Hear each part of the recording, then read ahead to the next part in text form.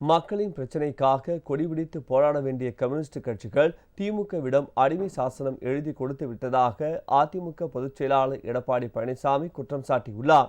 மக்களை காப்போம், தமிழகத்தை மீட்போம் என்ற முழக்கத்தை முன்வைத்து சட்டமன்ற தொகுதி வாரியாக எடப்பாடி பழனிசாமி சுற்றுப்பயணம் மேற்கொண்டு வருகிறார். அதன்படி திருவாரூர் மாவட்டம் நன்னிலம் தொகுதிக்கு சென்ற அவர் விவசாய நிலங்களில் வேளாண் பணி செய்து வரும் தொழிலாளர்களை சந்தித்து அவர்களின் குறைகளை கேட்டறிந்தார். பின்னர் அங்குள்ள கொல்லுமாங்குடி என்ற இடத்தில் நடைபெற்ற ரோட் ஷோ நிகழ்ச்சியில் பங்கேற்ற அவர் சாலையில் நடந்தே சென்று பொதுமக்களை சந்தித்தார். அப்போது சாலையின் இருபுறமும் திரண்டிருந்த பொதுமக்கள் எடப்பாடி பழனிசாமிக்கு உற்சாக வரவேற்பு அளித்தனர்.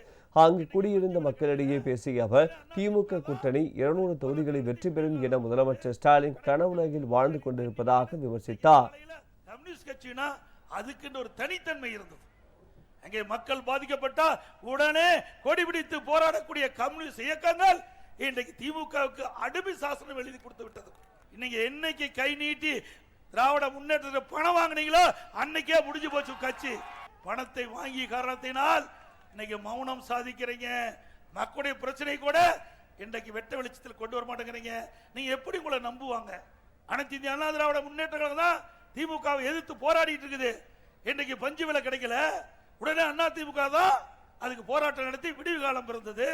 கடைக்கோட்டில் இருக்கிற விவசாயிகளுக்கு தண்ணி வரலன்னு இன்னைக்கு காலையில இன்னைக்கு விவசாயிகள் மீட்டிங் நடக்கும்போது சொன்னாங்க, அதுக்கு ஏதாவது போராட்டம் நடத்துறீங்களா? போராட்டம் நடத்தல சீட்டை குறைச்சிருவாங்க. என்ன கம்யூனிஸ்ட் கட்சி? தயவு செய்து எண்ணி பாருங்க, குறை சொல்வதாக எண்ணி விடாதீர்கள். இருக்கின்ற யதார்த்தமான நிலையை சொல்லுகின்றேன்.